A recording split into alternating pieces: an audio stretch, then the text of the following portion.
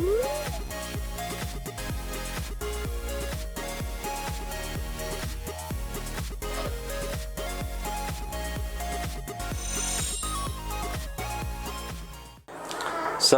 warahmatullahi wabarakatuh. Jumpa lagi di Ngobrol Olah Pikir alias Ngopi di channel YouTube Master C19 Channel. Kali ini kita akan ngobrol soal pemuda, soal usaha, soal organisasi, soal apapun lah. Hari ini kita ngobrol olah pikir dengan Ketua DPD KNPI Kabupaten Tangerang, Adang Akbarudin, atau yang biasa disapa akrab dengan sebutan Bung Abex. Assalamualaikum Bung Abex, apa kabar? Waalaikumsalam warahmatullahi wabarakatuh. Kabar baik. Baik ya Bang. Bung Abex. Bung Abex, udah berapa lama jadi Ketua KNPI? 2 tahun setengah. 2 tahun setengah. Tinggal setengah tahun lagi. Tinggal setengah tahun. Memang iya. Berapa lama? 3 tahun. 3 tahun periodenya. Sebelum saya jadi ketua, saya jadi sekjen. Sekjen. Ya. Jadi ketua sudah ngapain aja untuk KNPI? Ya, banyak hal. Banyak hal. Di antaranya adalah kita sering berbagi kegiatan dengan teman-teman pemuda di Kabupaten Tangerang ya. Karena memang teritorialnya kita di pengurus DPD KNPI Kabupaten Tangerang. Dan tentunya kegiatan-kegiatannya tentang pengembangan skill. Lalu juga tentang penyuluhan dan advokasi kepemudaan. Mohon maaf nih sebelumnya Bung Abex, mungkin kan ya KNPI sudah begitu besar lah itu. Banyak yang tahu, tapi mungkin juga banyak penonton juga atau pemirsa yang mungkin dari kalangan milenial belum tahu lah KNPI itu apa. Mungkin mereka hewan apaan ini KNPI gitu kan. Mungkin Bung Abex lah mewakili nama besar ini untuk menjelaskan sedikitnya KNPI itu apa. Betul. KNPI itu adalah lembaga atau organisasi kepemudaan ya, yang dimana organisasi ini menghimpun organisasi-organisasi kepemudaan atau OKP-OKP yang memang terdaftar di Kemenkumham. Nah, organisasi-organisasi kepemudaan ini awal berdirinya itu adalah organisasi dari kelompok Cipayung. Di situ apa ada itu kelompok Cipayung itu. Siapa? Ada organisasi PMI, ada HMI, GMNI, dan GMKI. Nah, mereka membentuk kesatuan dan mendeklarasikan berdirinya sebuah wadah untuk menaungi organisasi-organisasi kepemudaan. Nah, lahirlah itu di bulan Juli yang namanya organisasi KNPI. Nah, kalau kita ini di Kabupaten Tangerang ya, KNPI ini mewadahi sekitar 86 organisasi kepemudaan. 86 organisasi kepemudaan. Menghimpun. Dalam artian menghimpun itu apa? Maksudnya kita melakukan KNPI itu termasuk anggota organisasi-organisasi yang sudah ada. Anggota KNPI adalah organisasi kepemudaan yang sudah terdaftar dari pusat sampai ke daerah. Nah, kalau di Kabupaten Tangerang ya mereka berarti sudah terdaftar di Provinsi Banten. Ya, betul. Provinsi Banten berarti mereka sudah terdaftar di pusat. Ya. Nah, di Kabupaten Tangerang ini kita ada 86 organisasi kepemudaan. Ya, diantaranya ada Gerakan Pemuda Ansor, Ikatan Mahasiswa Muhammadiyah. Ya semua elemen lah organisasi kepemudaan yang berbasis keagamaan, berbasis semi militer lah ya kan, seperti Purna FKPPI gitu kan. Nah, lalu juga berbasis politik pun ada, berbasis partai, ada Gerakan Pemuda Ka'bah, ada Kadar Muda Demokrat. Nah, ini terhimpun kita totalnya 86 organisasi kepemudaan ditambah dengan kepengurusan KNPI di kecamatan. Kabupaten Tangerang punya 29 kecamatan. secara otomatis ada 29 pengurus KNP kecamatan. Nah ini besar lah ya KNP. Ya. Nah organisasi sebesar ini, gitu, gimana caranya bisa hidup? Oke. Ya, kita berusaha bagaimana ketika badan kita besar, maka kita sesuaikan dengan baju yang besar. Nggak mungkin juga badan besar kita menggunakan pakaian yang kecil. Iya, jadinya kita seksi. berusaha, ya kita berusaha menyesuaikan lah, ya kan. Ketika lembaga ini besar, maka kita usahakan kegiatan-kegiatannya juga cukup besar. Nah, pertama dari hal pembiayaan ya, pendanaan. Kita selain dari pemerintah daerah juga kita kerjasama dengan beberapa perusahaan-perusahaan dalam rangka kegiatan social responsibility, ya kan. Nah, lalu beberapa kemitraan yang lain lah. Nah, kita membackup beberapa kegiatan-kegiatan yang kira-kira memang sesuai dengan karakter pemuda di Kabupaten Tangerang, sesuai dengan permintaan dari apa-apa yang dibutuhkan di Kabupaten Tangerang itu. Nah, kita berusaha untuk mensuplai bantuan-bantuan kegiatan yang tentunya kegiatan yang bersifat positif. Itu. Ini organisasi itu kan tidak jauh dari pemberdayaan ya. Karena tujuan organisasi didirikan itu ya untuk memberdayakan anggotanya gitu. Nah ini apa pemberdayaan apa saja gitu konkretnya ya, untuk khususnya kan ini kan pemuda ya. Kalau orang tua nggak diterima nih di sini. Kalau orang tua ya adalah kalau usianya di atas 40 tahun ya sesuai dengan anggaran dasar anggaran rumah tangga KNPI ya. Usianya 40 tahun ya dia harus keluar dari gitu. KNPI. Nah, masuk dalam sebuah wadah namanya Majelis Pemuda Indonesia MPI. Oh iya. Nah, jadi ini khusus untuk yang alumni lah kayak alumni KNPI. Ada juga sekarang baru ya namanya alumni KNPI itu kalau MPI itu struktural jabatan lah ya.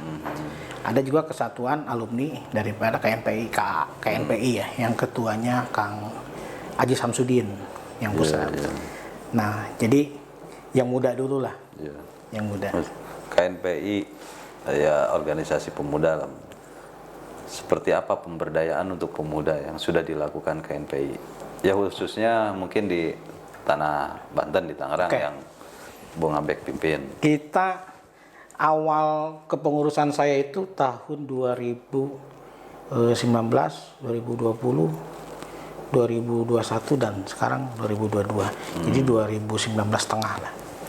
Nah, kegiatan-kegiatan kita ya berbagai macam lah. Di antaranya kalau lingkungan lah, kita lingkungan dulu. Kita lingkungan punya program namanya Kiprah Pemuda. Apa itu Kiprah? Kiprah Pemuda itu kita peduli sampah rumah tangga dan limbah. Iya. Nah, kita melihat Kabupaten Tangerang itu kan wilayah industri yang pabriknya banyak ya. Ratusan bahkan ribuan. Banyak limbahnya pastinya. Banyak limbahnya. Jadi banyak limbah potensial dan juga banyak limbah yang tidak potensial. Nah, limbah yang tidak potensial ini kita manfaatkan untuk kita potensialkan. Nah, contoh adalah limbah cair ya. Nah, limbah cair ini sering perusahaan-perusahaan ini membuang limbah cair asal saja ke wilayah kali, ke sungai-sungai. Nah, kita di situ lakukan ada namanya program klaster eceng gondok atau eceng gondok klaster. Nah, eceng gondok klaster ini kita tahu bahwa eceng gondok ini mampu mengurangi kadar asam, lalu juga kadar-kadar kimia lainnya yang ada di dalam air. Nah, kita tanam itu eceng gondok itu. Nah, selain ditanam kita produktifkan secara ekonominya. Apa? Jadi apa? Kita jadikan kita kerjasama dengan komunitas Batur Saguling yang di Bandung.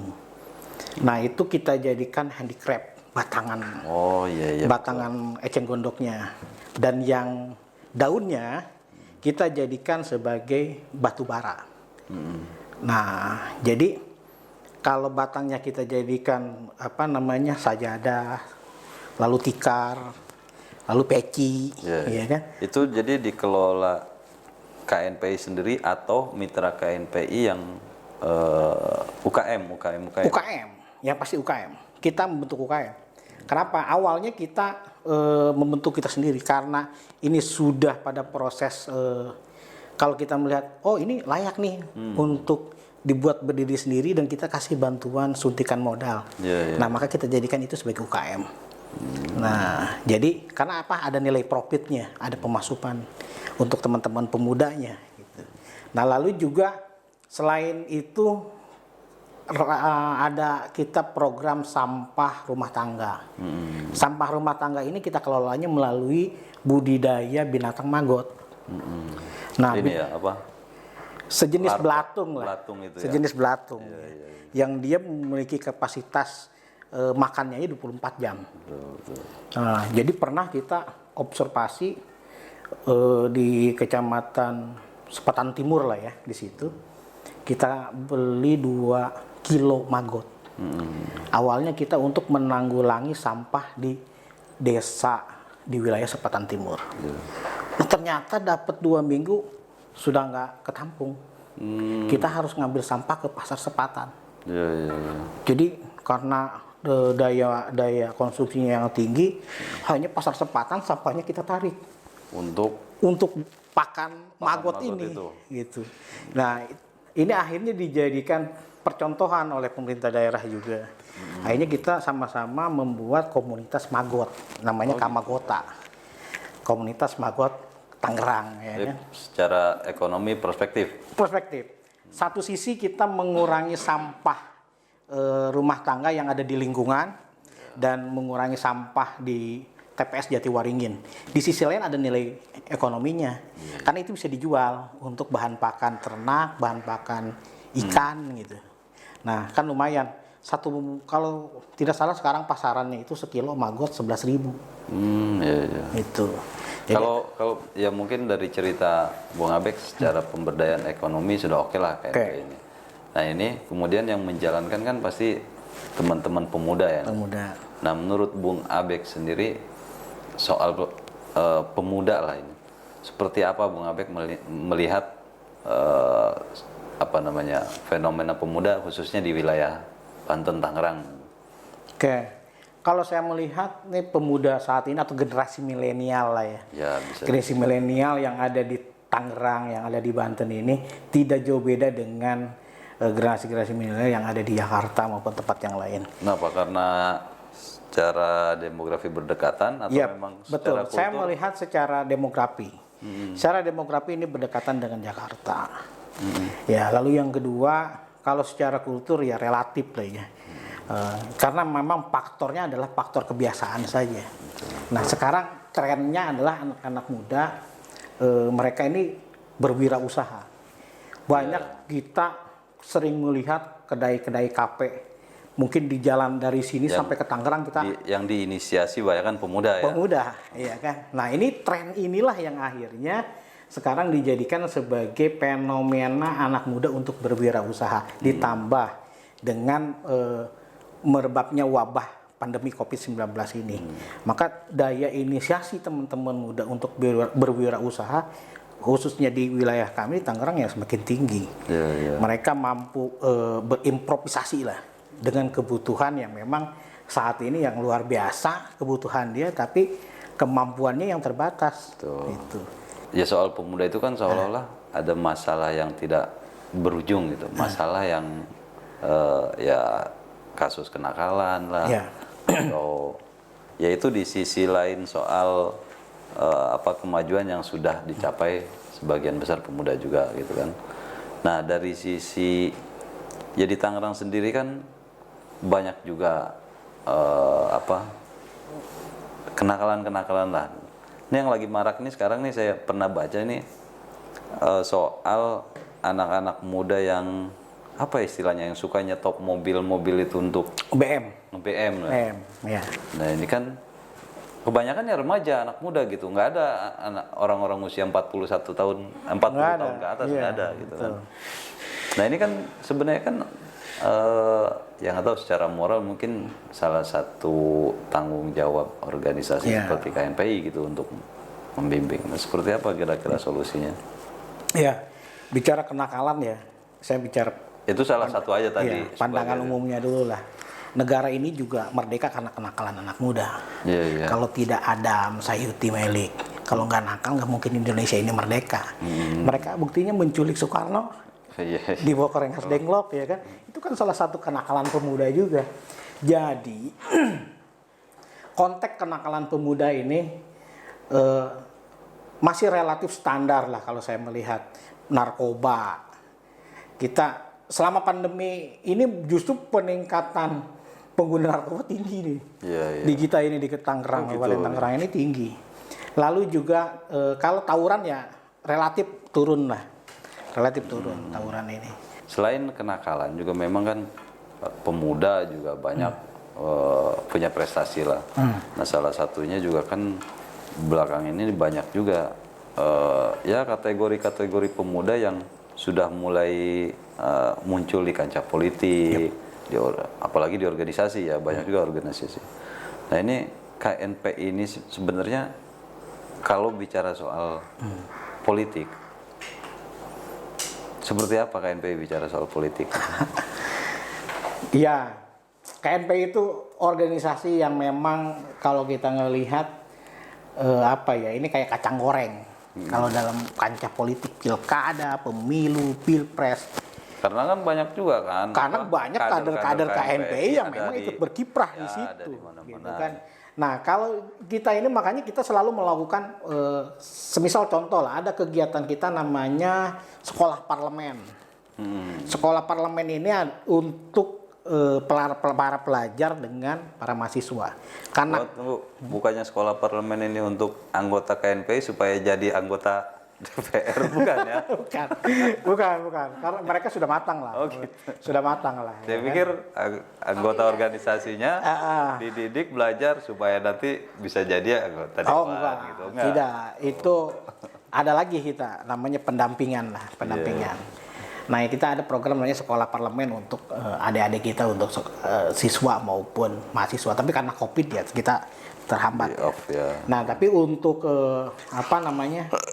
di beberapa kancah politik di Kabupaten Tangerang ini, ya memang kita mendominasi. Setiap ada perhelatan pemilihan anggota komisioner KPU, Bawaslu, kita tahu dulu kader-kader kita. Ada minimal 3. Ya, minimal kita punya 3 orang. Di komisioner KPU 3, di Bawaslu 3. Kenapa? Ketika voting kita menang. Oh gitu. Itu dulu dah. Nah, ketika ini masuk ke PPK, kita lakukan rekrutmen. Ya, melalui satu pintu. Di lembaga kita KNPI, pengurus-pengurus OKP, pengurus KNP kecamatan, kita lakukan rekrutmen. Kita memberikan rekomendasi. Ya kan? Ini rekomendasi ini maksudnya untuk kepentingan? Iya, untuk kepentingan KNPI. Atau untuk kepentingan anggota KNPI yang seluruhan. Kalau berbicara kepentingan anggota KNPI berarti juga ada kausalitas lah. Ada sebab akibat. Tapi kalau dibilang KNPI jadi kendaraan politik, saya tidak setuju. Betul nggak? Saya tidak setuju. Kenapa? Kalau KNPI menjadi kendaraan politik itu, ya pertama di KNPI ini banyak pengurus yang berbeda partai. Secara keseluruhan mereka keterwakilan dari organisasi kepemudaan. Bukan di satu partai saja ya? Jadi multi partai. Lalu juga multi ideologi. Iya kan? Ada NU, ada Muhammadiyah, ada Matul Anwar, ada macam-macam lah di situ. Jadi saya tidak setuju kalau KNP ini dijadikan sebagai kendaraan politik. Ya. Tetapi dijadikan tangga politik saya setuju. Tangga politik ya? Iya. Bukan kendaraan politik? Bukan. Kalau kendaraan ya sejajar aja. Kalau kendaraan kan, ya berarti naik kan terus. Betul. Jadi kalau tangga ya kita bagaimana membuat kader KNPI ini mereka menduduki sebagai jabatan yang strategis. Setinggi-tingginya. Yap, karena apa? Dalam rangka menunjang kesuksesan program-program kita. Dari pengusaha limbah kemudian bisa jadi ketua KNPI itu ceritanya seperti apa? Maksudnya tertarik untuk terjun di organisasi itu? Ya. Apa duitnya lebih gede di organisasi daripada jadi pengusaha? Oh, saya Saya dari kemarin saya pernah bilang ke baik ke pembina kita Pak Bupati, ke teman-teman, saya pensiun dini saja, karena dompet ini kayaknya banyak terkuras ke KNP. Walaupun memang ada anggarannya, tapi kan anggaran di KNP itu ya harus dipertanggungjawabkan, tidak serta-merta. Kadang kan kita, Bung Ketua, ayo dong ngopi, nggak bisa itu dipertanggungjawabkan, uang kopi itu, kan? Itu kan uang pribadi. Betul. Dan intensitasnya seminggu bisa 4 kali. Bayangkan, dan tidak mungkin kalau kita ketemu dengan organisasi kepemudaan itu, ketemu hanya 1 orang. Pasti rombongan. Namanya organisasi, bukan duet. Betul. Kalau duet. Nah, yang ini yang nggak bisa dipertanggungjawabkan, ya kan? Nah, ini mau tidak mau kita. Nah, pasti kan ada motivasi yang khusus gitu loh. Kenapa mau terjun ke organisasi yang ya menurut cerita Bung Abex tadi kan lebih banyak apa ya? Dukanya mungkin daripada sukanya. Betul. Dukanya banyak. Tapi juga sukanya juga lebih banyak. Gitu. Ini dijadikan batu loncatan buat saya, buat teman-teman, ya kan. Kita bisa mengenal akses pertemanan lebih menjauh, lebih jauh ya. Lalu yang kedua juga mudah kita untuk membangun relasi bisnis.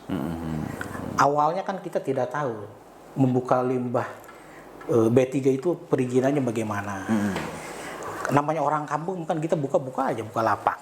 Tapi ketika kita mengerti dan paham karena memang faktor pertemanan di dinas dan lain-lain, kita ikutin aturan mainnya.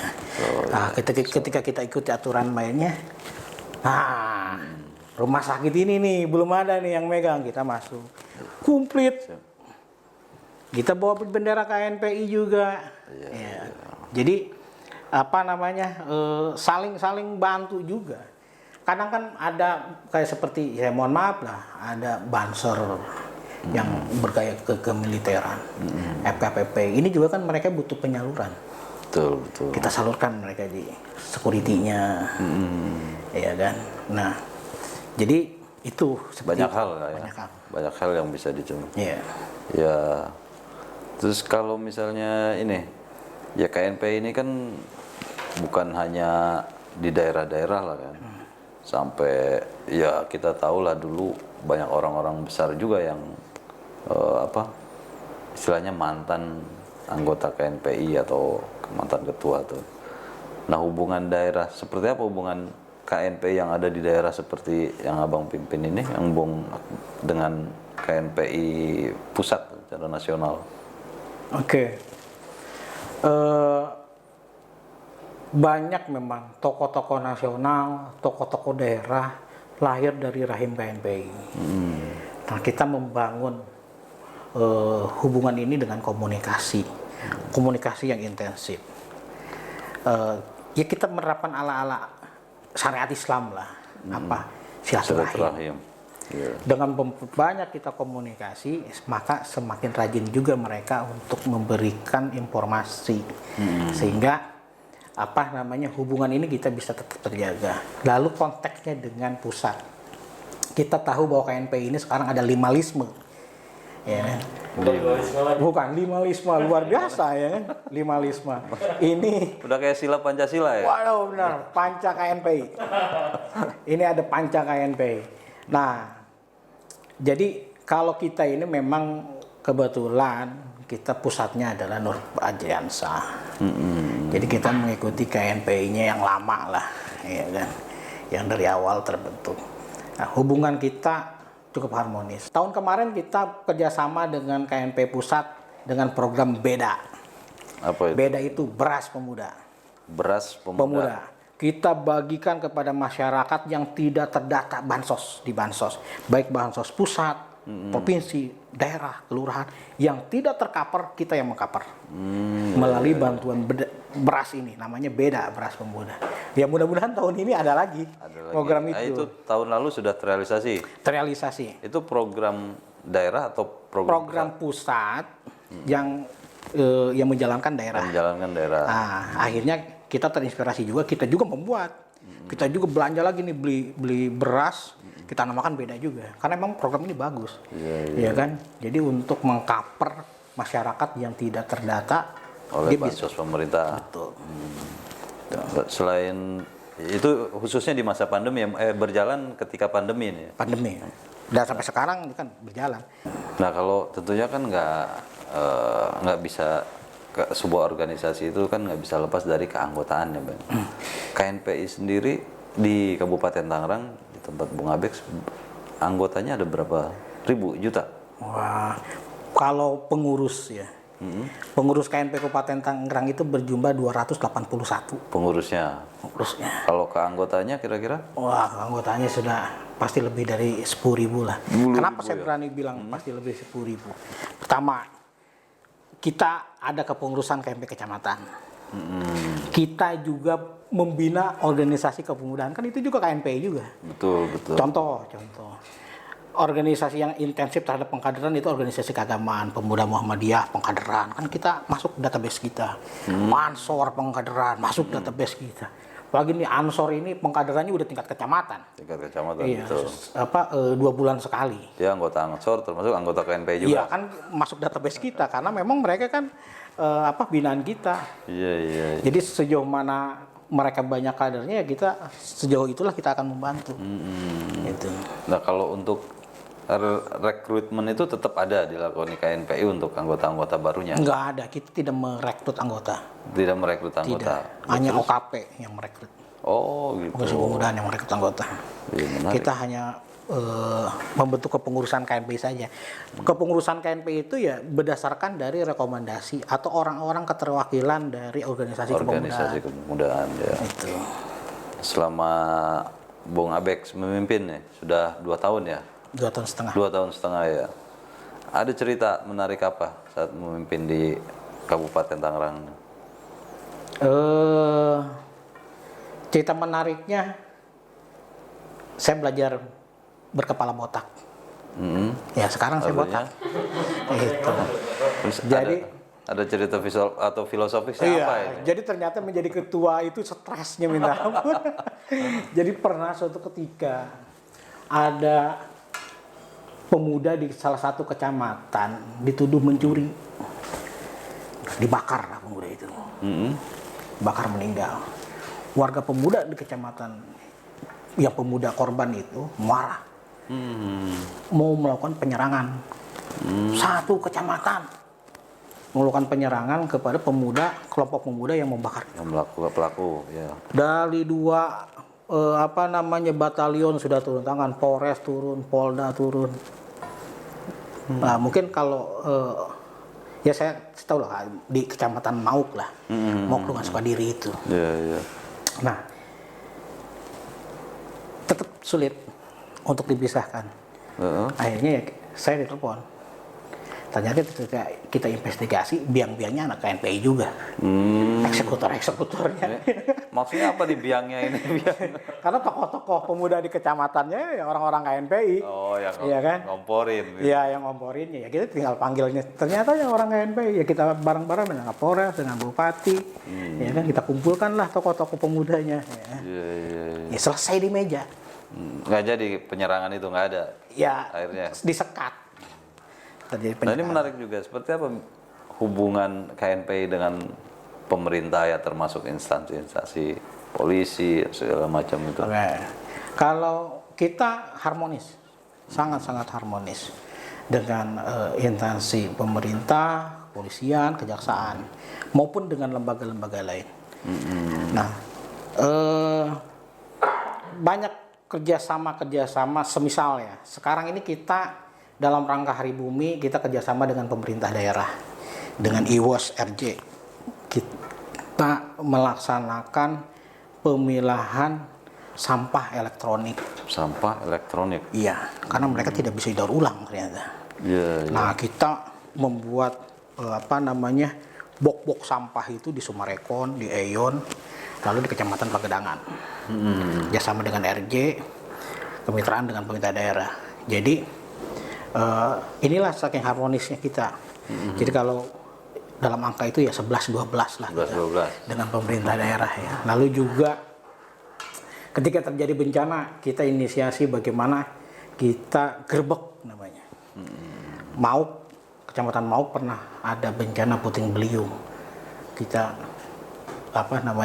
kerjasama sama Pak Bupati. Ayo Pak, kita gerbek aja sekalian.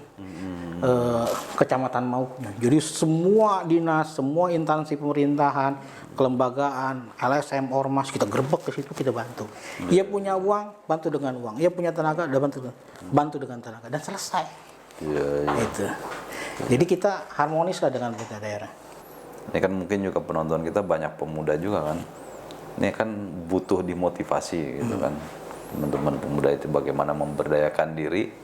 Ya tidak hanya secara ekonomi. Kalau orang bicara ekonomi itu kan juga usaha-usaha, tapi kan ada manajerial diri yang harus dibenahi secara psikologis, secara kepemimpinan lah gitu kan. Seperti apa Bung Abex? Ya, saya berharap pemuda Indonesia ini keluar dari zona nyaman. Betul. Selesai jadi kaum rebahan. Kaum rebahan. Ya. Harus mengaktualisasikan kemampuannya. Ini adalah era kita anak muda. Masanya kita anak muda. Maka kita selesaikan masa kita sebagai anak muda. Sebagai anak muda. Kita sukses di usia yang muda. Kita memiliki wawasan, pengalaman di masa anak muda. Di masa muda ini jangan kita sia-siakan.